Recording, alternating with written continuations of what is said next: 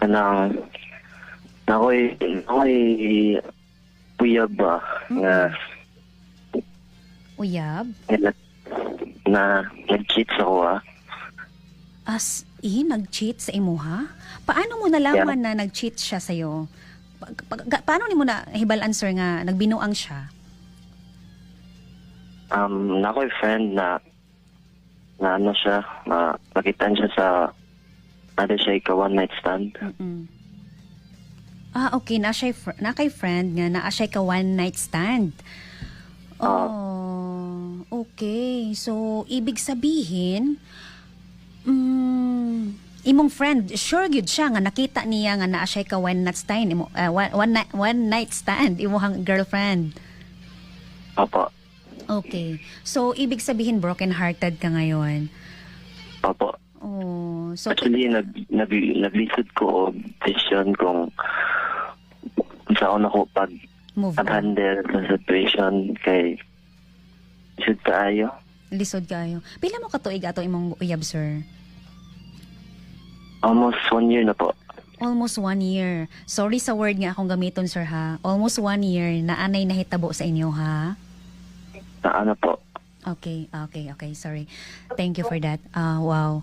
Buti, sir, no? Wala ni mo siya nabuntis and then karon nahibalaan ni mo nag-cheat siya. Okay. So, naa kay trabaho ron, sir? Or estudyante? Pila mong edad? Working student po. Working student? Bata pa. So, pila mong edad? 23 po. 23. Working student and 23 years old and nasaktan dahil yung GF mo may one night stand. Masakit, no? Apo. Labi na po na anay nahitabo sa inyo, ha?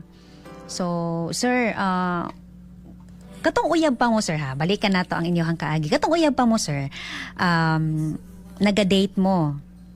Unsa nga klase nga date ang inyohang ginahimo? Like, galaag ni, rides. Stroll.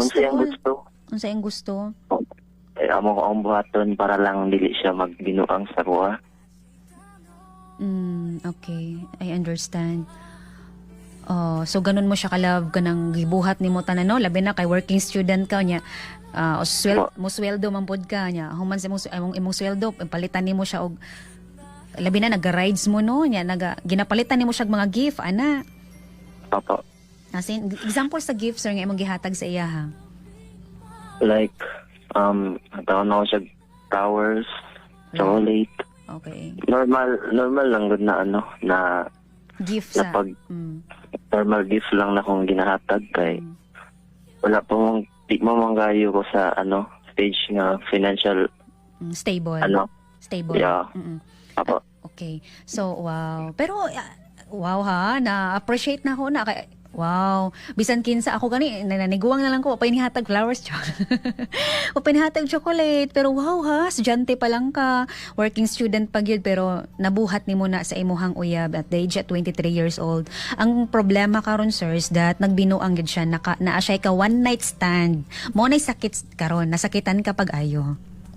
Opo, ganang naglisod ko pag-handle ani nga sitwasyon kay ganang dibuhat taon tanan niya. Naapgyapon siya na nabuhat sa kuha nga dili na ko kaangayan. Okay, I understand. So, nasaktan ka ngayon. Sir, mohatag ko advice. Yes po. Isa ko mabuhat, pasayloan na lang ako siya kaya nangayo mo siya pasaylos na ko agad. So, nangayo siya sorry ni mo. Na ako'y duha ka ay hatag nga advice sa imo, ha, sir. Duha lang. First is, pwede ni mo siya pasayloon, forgive and forget, 'di ba? Okay, pasayloa siya and then kalimtan na ang mga nahitabo, nga murag walay nahitabo and then let's start all over again because everybody, no, everyone deserve a second chance. So kung tagaan mo siya second chance, then good, okay?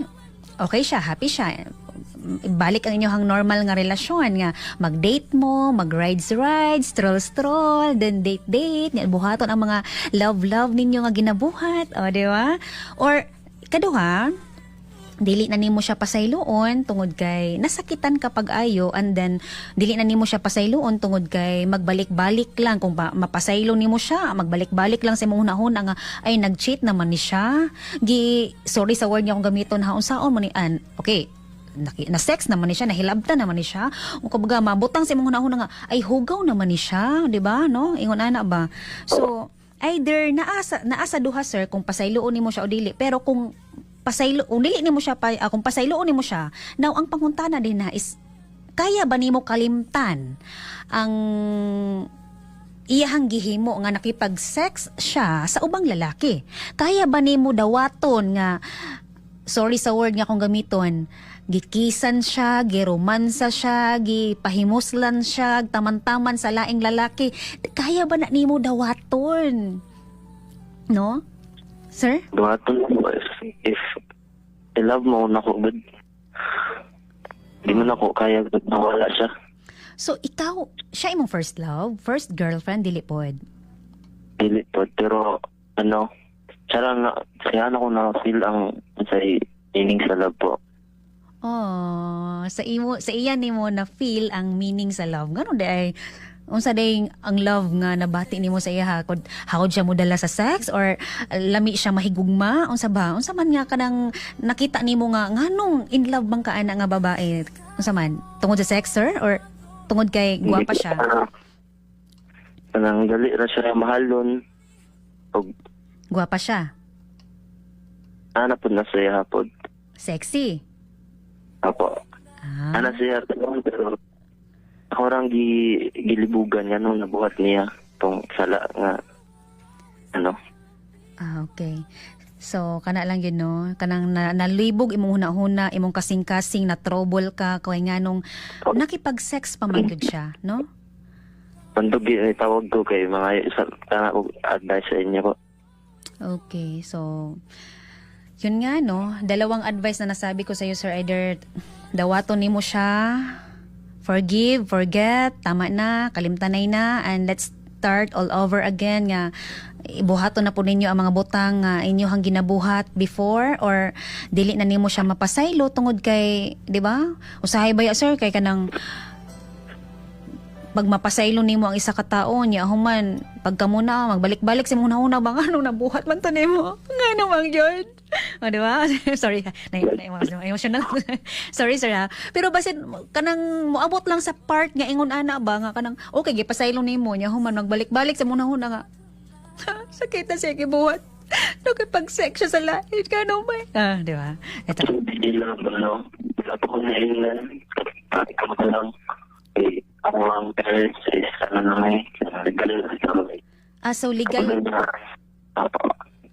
mo sa parents, okay ang inyong parents.